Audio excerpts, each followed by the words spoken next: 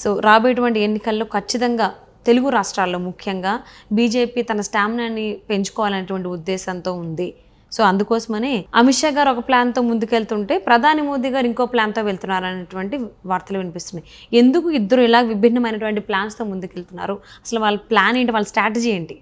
So బీజేపీని కనుక చూస్తుంటే కనుక మనకు కనిపించేది ఏంటంటే అమిత్ షా, నరేంద్ర మోడీ ఇద్దరు ఆధ్వర్యంలో నడుస్తుంది బీజేపీ అనేది దేశవ్యాప్తంగా మనందరం కూడా అనుకుంటూ ఉంటాం. బీజేపీలో ఈ మోడీ ద్వయమే మొత్తం అన్ని కర్త కర్మ క్రియ అనేది జనరల్గా అనుకుంటూ ఉంటారు. కానీ వీళ్ళిద్దరు వెనక ఇంకొక అదృశ్య శక్తి ఉంది, అదే ఆర్ఎస్ఎస్ ఇచ్చేటువంటి గైడెన్స్ మేరకే వీళ్ళిద్దరూ అడుగులు వేస్తుంటారు. ఎవరున్నా సరే అడుగులు వేస్తారనేది ఆ వాజ్పేయి దగ్గర నుంచి ఆర్ఎస్ఎస్ గైడ్లైన్స్లో నడుస్తుంటాయి అనేది సహజంగా రాజకీయ పక్షాలు భావిస్తూ ఉంటాయి. కానీ నరేంద్ర మోడీ, అమిత్ షా ఆర్ఎస్ఎస్ని కాదని కూడా కొన్ని సందర్భాల్లో ఒక అడుగు ముందుకు వేస్తుంటారు అనేది కూడా ఇంకోటి ఉంది. సో ఆర్ఎస్ఎస్ హవా అనేది కూడా ఇప్పుడు ఏం లేదు, మొత్తం వాళ్ళదే వ్యవహారం అని చెప్పి ఒకటి ఉంది. అందుకే ఇప్పుడు అమిత్ షా ఒకవైపు, నరేంద్ర మోడీ ఇంకొక వైపు చంద్రబాబు నాయుడు విషయంలో ఆలోచిస్తున్నారు అనేది వినిపిస్తుంది. ఈ అభిప్రాయం చాలా కాలంగా కూడా ఉంది. ఎందుకనంటే ఒక మోడీ మాత్రమే చంద్రబాబు నాయుడిని వ్యతిరేకిస్తున్నారు, అమిత్ షా మాత్రం వ్యతిరేకించట్లేదు. అమిత్ షా ఏమో కావాలనుకుంటున్నాడు, మోడీ అవసరం లేదనేటువంటి అభిప్రాయంతో ఉన్నారు అనేది చాలా కాలంగా వినిపిస్తుంది. అందుకే అపాయింట్మెంట్స్ కూడా మనం గమనిస్తే అమిత్ షా అపాయింట్మెంట్సే ఎక్కువగా ఉన్నాయి, కానీ నరేంద్ర మోడీది జస్ట్ ఆయనది అసలు ఈ పొలిటికల్ అలయన్స్కి సంబంధించి ఎక్కడా కూడా లేదు. నరేంద్ర మోడీతోటి భేటీ ఎవరిది, చంద్రబాబు నాయుడు భేటీ లేదు. అమిత్ షా, చంద్రబాబు నాయుడు భేటీ మాత్రమే ఉంది. సో నరేంద్ర మోడీని 1-2 సందర్భాల్లో అప్పుడు అక్కడ ఆజాద్ కా అమృత మహోత్సవ్ ఒకటి, రాష్ట్రపతి భవన్లో జరిగిన అఫీషియల్ కార్యక్రమాలకి కొన్నిటికి అటెండ్ అయ్యారు తప్పితే, అటెండెన్స్ సందర్భంగా యాదృచ్ఛికంగా ఎదురుపడి మాట్లాడుకున్నారు తప్పితే అఫీషియల్గా అపాయింట్మెంట్ తీసుకొని నరేంద్ర మోడీ, చంద్రబాబు నాయుడు కలిసినటువంటి దాఖలాలు లేవు. సో కాబట్టి నరేంద్ర మోడీ ఏమో ఒక యాంగిల్లో ఆలోచిస్తున్నారు చంద్రబాబు నాయుడిని, అమిత్ షానేమో మరొక యాంగిల్లో ఆలోచిస్తున్నారు అనేది మనం ఒక అభిప్రాయానికి రావచ్చు.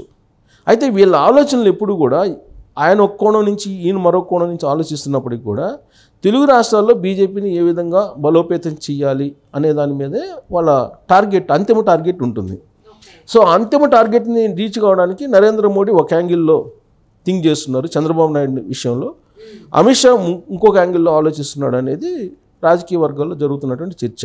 ఏంటి ఆ యాంగిల్, నరేంద్ర మోడీ ఏ యాంగిల్లో ఆలోచిస్తున్నారు అని అంటే, కొంతమంది చెప్పుకునేది ఏంటంటే చంద్రబాబు నాయుడు వయసు రీత్యా, లేదంటే ఆయన అనుభవం దృష్ట్యా, లేదా ఆయన రాజకీయ ఎత్తుగడలు వీటన్నిటి దృష్ట్యా ఎప్పుడైనా సరే మళ్ళీ నేషనల్ ఫిగర్గా ఆయన ఉండేటువంటి అవకాశం ఉంది. ఇప్పటికే నేషనల్ ఫిగరు, కానీ రాబోయేటువంటి రోజుల్లో ఒకవేళ బీజేపీ కనుక వాళ్ళు అనుకున్నటువంటి విధంగా రీచ్ కాకపోతే అప్పుడు ఎన్డీఏలో కీలక భాగస్వామి అయ్యి చంద్రబాబు నాయుడు నరేంద్ర మోడీని మళ్ళీ ప్రధానమంత్రి కాకుండా ఇంటర్నల్గా లేదా ఎక్స్టర్నల్గా అడ్డుకునేటువంటి కెపాసిటీ ఆయనకు ఉంది. కాబట్టి ఏదో ఒక చిన్న అనుమానం ఉంది ఆయనకి, అందుకే చంద్రబాబు నాయుడిని పూర్తి స్థాయిలో ఎంకరేజ్ చేయట్లేదు అనేది ఒకటి వినిపిస్తుంది నరేంద్ర మోడీ.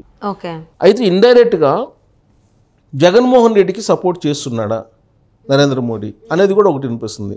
నరేంద్ర మోడీ ఒకవేళ జగన్కి ఇండైరెక్ట్గా ఎందుకు సపోర్ట్ చేస్తున్నాడు, చంద్రబాబు నాయుడు ఎందుకు బలహీనపరచాలనుకుంటున్నాడు అనేటువంటి యాంగిల్లో ఆలోచిస్తే, చంద్రబాబు నాయుడు ఆల్రెడీ తెలుగుదేశం పార్టీకి బలహీనపడితే ఆ స్థానంలో బీజేపీ కూర్చోవచ్చు అనేది నరేంద్ర మోడీ యొక్క ఆలోచన అనేది బీజేపీ వాళ్ళు చెప్తూ ఉంటారు. అది జగన్మోహన్ రెడ్డికి జగన్మోహన్ రెడ్డి అలానే ఉంచి, జగన్మోహన్ రెడ్డి ఎప్పుడు కూడా నరేంద్ర మోడీకి బాగానే ఉంటారు కాబట్టి నరేంద్ర మోడీ, జగన్మోహన్ రెడ్డి ఇద్దరు ఒకటే అనేటువంటి అభిప్రాయం ఉంది కాబట్టి, ప్లస్ నరేంద్ర మోడీకి జగన్మోహన్ రెడ్డి అణిచివేయాలనేటువంటి ఆలోచన లేదు. ఎందుకు లేదనంటే, ఒకవేళ అతన్ని అణిచివేస్తే లేదా అతను రాజకీయంగా దెబ్బతీస్తే కాంగ్రెస్ పార్టీ బలోపేతం అవుతుంది ఆంధ్రప్రదేశ్లో.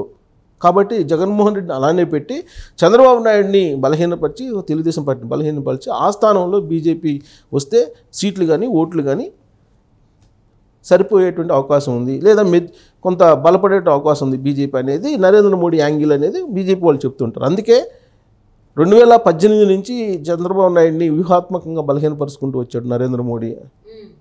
అదే అమిత్ షా వచ్చేటికి ఇక్కడ అలయన్స్ తోటి, నమ్మకమైనటువంటి అలయన్సు, తెలుగుదేశం పార్టీ. గతంలో కూడా ఎన్డీఏలో కీలకమైన భాగస్వామిగా ఉంది.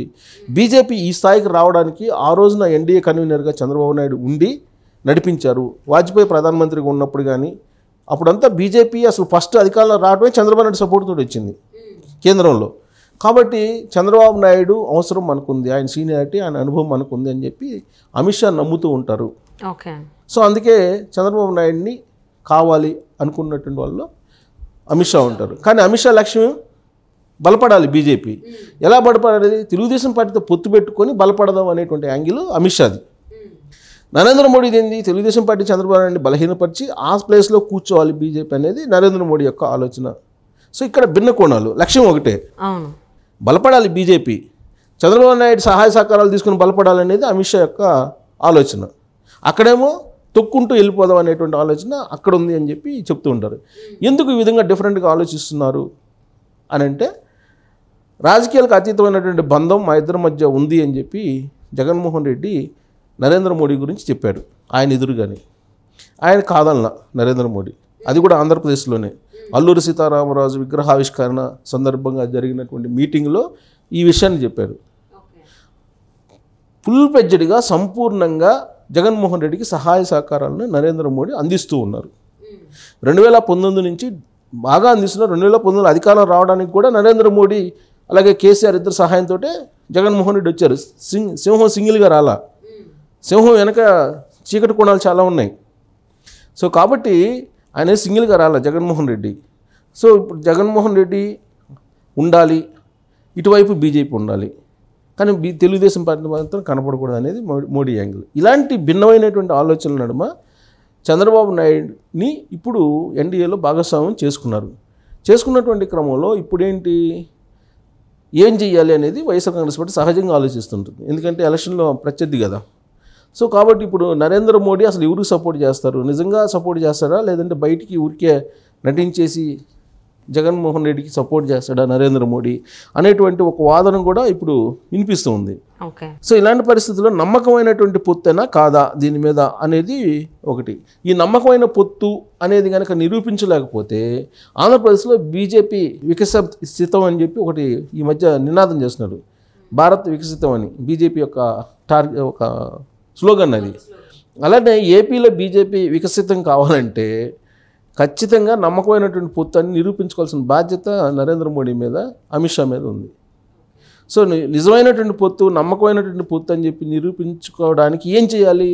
నరేంద్ర మోడీ అలాగే అమిత్ షా ఆంధ్రప్రదేశ్లో ఉండేటువంటి అరాచకాల మీద చర్యలు తీసుకోవాలి. ఆంధ్రప్రదేశ్లో జరుగుతున్నటువంటి స్కామ్స్ మీద రియాక్ట్ కావాలి. ఆంధ్రప్రదేశ్లో జరుగుతున్నటువంటి ప్రజా వ్యతిరేక పాలన మీద నరేంద్ర మోడీ గళమెత్తాలి. 15న వైజాగ్ వస్తున్నాడు ఎవరు? నరేంద్ర మోడీ. 17వ తారీఖున ఒక భారీ బహిరంగ సభలో 17వ తారీఖున చిలుకూరుపేటలో సభ జరగబోతుంది, అక్కడికి పార్టిసిపేట్ చేస్తారు నరేంద్ర మోడీ అంటున్నారు. ఈ 2 చోట్ల రోడ్ షోలో కానీ బహిరంగ సభలో కానీ జగన్మోహన్ రెడ్డిని కనుక టార్గెట్ చేసి మాట్లాడకుండా ఉంటే, అలాగే ఇప్పుడు కొన్ని 2 సంఘటనలు జరిగినాయి. ఈ సభకు చిలుకూరుపేట బస్సులు ఇచ్చారు, ఆర్టీసీ బస్సులని. ఎవరు? ఆంధ్రప్రదేశ్ ప్రభుత్వం. అలాగే అక్కడ అనకాపల్లిలో జాయింట్ కలెక్టర్ని ఒక అతన్ని ట్రాన్స్ఫర్ చేశారు. ఈ 2 పాజిటివ్ కోణాలు. కానీ ఇక్కడ స్కామ్స్ జరుగుతున్నాయి. ప్లస్ అవినాష్ రెడ్డి బెయిల్ వ్యవహారం ఆల్రెడీ దస్తగిరి పిటిషన్ వేశారు. ఇంకోటి శివశంకర్ రెడ్డి విడుదలయ్యాడు. ఈ పొత్తు జరిగిన మరుసటి రోజే శివశంకర్ రెడ్డి విడుదలయ్యారు. శివశంకర్ రెడ్డి ఎవరు? వివేకానంద రెడ్డి మర్డర్ కేసులో ప్రధానమైనటువంటి ముద్దాయి. ఈ శివశంకర్ రెడ్డిని విడుదలైన సందర్భంగా ఇవన్నీ చూస్తే అసలు ఇది పొత్తు నమ్మకమైన పొత్తా కాదా అని కన్ఫ్యూజన్లో ఉంది. ఈ కన్ఫ్యూజన్కి తెరదించాలి, ఆంధ్రప్రదేశ్లో బీజేపీ వికసితం కావాలి అని అంటే అగ్ని పరీక్ష నరేంద్ర మోడీకి ఉంది. చంద్రబాబు నాయుడికి వచ్చే నష్టం ఏం లేదు. చంద్రబాబు నాయుడికి రావాల్సిన సీట్లు వస్తాయి. ఆ నమ్మకం కల్పించలేకపోతే బీజేపీ పోటీ చేసినట్టు 6 ఎంపీ స్థానాల్లో ఓడిపోయే అవకాశం ఉంది. అలాగే 10 అసెంబ్లీ స్థానాల్లో ఓడిపోయే అవకాశం ఉంది. ఈయనకి పడేటువంటి ఓట్లు ఎలాగో పడతాయి. ఇప్పుడు అసలు ఓట్లే లేవు కదా బీజేపీకి, 0.5% ఉంది కదా. వాళ్ళు గెలవాలన్నా, గౌరవప్రదమైన ఓట్లు రావాలన్నా Telugu Desam party vote bank shift కావాలంటే నువ్వు నమ్మకమైనటువంటి పొత్తు నేను అందిస్తున్నానని నిరూపించుకోవాల్సిన బాధ్యత అమిత్ షా మీద, మోడీ మీద, ఇద్దరి మీద ఉంది.